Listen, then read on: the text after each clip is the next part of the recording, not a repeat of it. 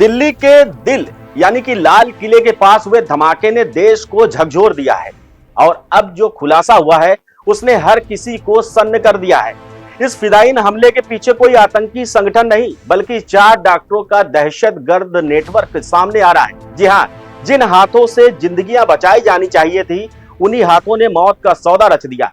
3 doctor police के शिकंजे में हैं, जबकि चौथा डॉक्टर मोहम्मद उमर, जिसने गिरफ्तारी से पहले खुद को बम से उड़ा लिया, अब इस साजिश का मास्टरमाइंड माना जा रहा है। एजेंसियां सतर्क है, देश सवाल कर रहा है।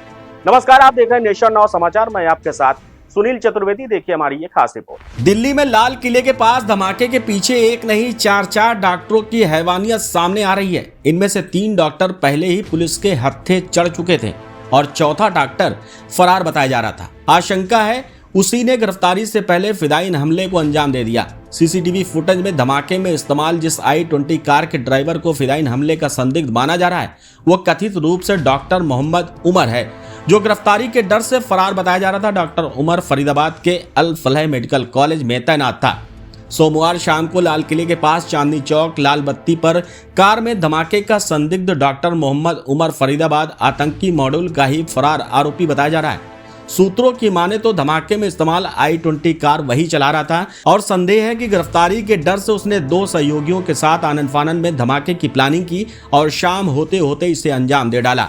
रिपोर्ट है कि उमर ने ही कार में विस्फोटक के साथ डेटोनेटर रखा।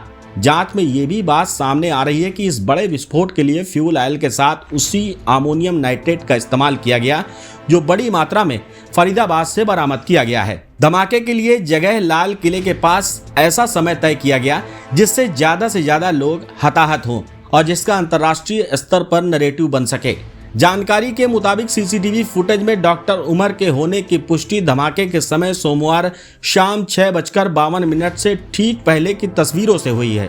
सीसीटीवी से यह भी पता चल रहा है कि हमले में इस्तेमाल कार वारदात से 3 घंटे पहले तक पास की ही सुनहरी मस्जिद के पास खड़ी थी। उस पार्किंग में ये गाड़ी दोपहर 3:19 पर खड़ी की गई और धमाके से सिर्फ 4 मिनट पहले 6:48 पर निकाली गई। शुरू में ड्राइवर का चेहरा साफ नजर आ रहा था, लेकिन आगे बढ़ने के बाद उसके चेहरे पर मास्क लग चुका था। दिल्ली पुलिस का कहना है कि धमाके के दौरान संदिग्ध कार में वो अकेले था। पहले ऐसी सूचना थी कि उसके साथ 2 और लोग कार में सवार थे। हरियाणा नंबर की ये गाड़ी बदरपुर बॉर्डर के रास्ते दिल्ली में दाखिल हुई थी। सूत्रों की माने तो जब डॉक्टर उमर को डॉक्टर मुजम्मिल शकील की गिरफ्तारी की जानकारी मिली तो शायद वो घबरा गया और इसी वजह से फिदायीन हमले को आनन फानन में अंजाम दे डाला। इसी डॉक्टर के पास से हरियाणा और कश्मीर पुलिस ने ज्वाइंट ऑपरेशन में 2900 किलो IED बनाने वाली सामग्री बरामद की थी। शकील फरीदाबाद के अल फलाह यूनिवर्सिटी का फैकल्टी है। फरीदाबाद आतंकी मॉड्यूल में पुलिस ने अभी तक कुल 8 लोगों को गिरफ्तार किया है, उनमें से 7 कश्मीर से हैं। डॉक्टर मुजम्मिल शकील उर्फ मुसैब पुलवामा के कोइल का रहने वाला इस मामले में गिरफ्तार दूसरा डॉक्टर अदील राथर कुलगाम के वालपुरा इलाके का रहने वाला है और अनंतनाग स्थित गवर्नमेंट मेडिकल कॉलेज में तैनात था। इसे मोहम्मद उमर का बेहद करीबी बताया जा रहा है। इस केस में पुलिस के हत्थे एक महिला डॉक्टर शाहीन शाहिद भी चढ़ी है जो लखनऊ की रहने वाली है। यह भी डॉक्टर शकील की अल फलाह यूनिवर्सिटी की सहयोगी है। इन डॉक्टरों में सबसे पहली गिरफ्तारी 27 साल के अनंतनाग के रहने वाले डॉक्टर अलीद राथर की हुई, जिसे 1 हफ्ते पहले ही श्रीनगर में जैश ए मोहम्मद से जुड़े पोस्टर लगाने के मामले में दबोचा गया था। इसके निजी लॉकर से AK-47 भी बरामद हुआ था। आज करीब 6:52 पे एक यहाँ पे रेड लाइट पे एक स्लो मूविंग व्हीकल जो रेड लाइट की तरफ आके रुका था उसमें एक ये एक्सप्लोजन हुआ है।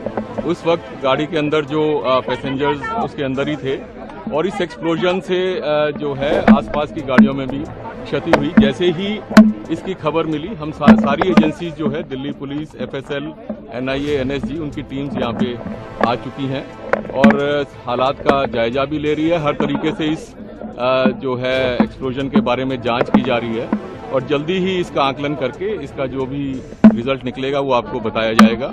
इस इंसिडेंट में कुछ लोग को इंजरीज भी आई हैं और कुछ लोगों की डेथ भी हुई है, तो वो अभी हालात का जायजा लिया जा रहा है और एग्जैक्ट फिगर्स जो हैं आपको कुछ ही देर में बता दी जाएंगी और सिचुएशन को रेगुलरली मॉनिटर किया जा रहा है और गृह मंत्री जी भी जो है उनसे रेगुलरली उनका फ़ोन भी आया था, उनको रेगुलरली ब्रीफ किया जा रहा है और उनको टाइम टू टाइम पूरी सूचना दी जा रही है और आगे जैसे भी हालात होंगे जो भी नतीजा निकलेगा आपको बताया जाएगा। अभी इसको आकलन किया जा रहा है।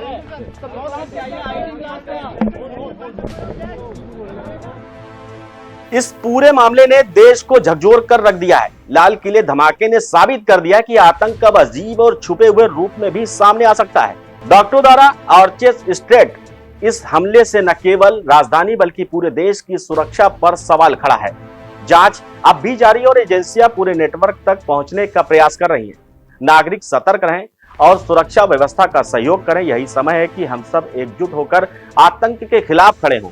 दिल्ली पुलिस और एनआईए की सक्रियता से उम्मीदें हैं कि जल्द ही सभी जिम्मेदारों को सजा मिलेगी और राजधानी फिर से सुरक्षित और खुशहाल बनेगी। नमस्कार, बने रहिए हमारे साथ। आप देख रहे हैं नेशन नाउ समाचार।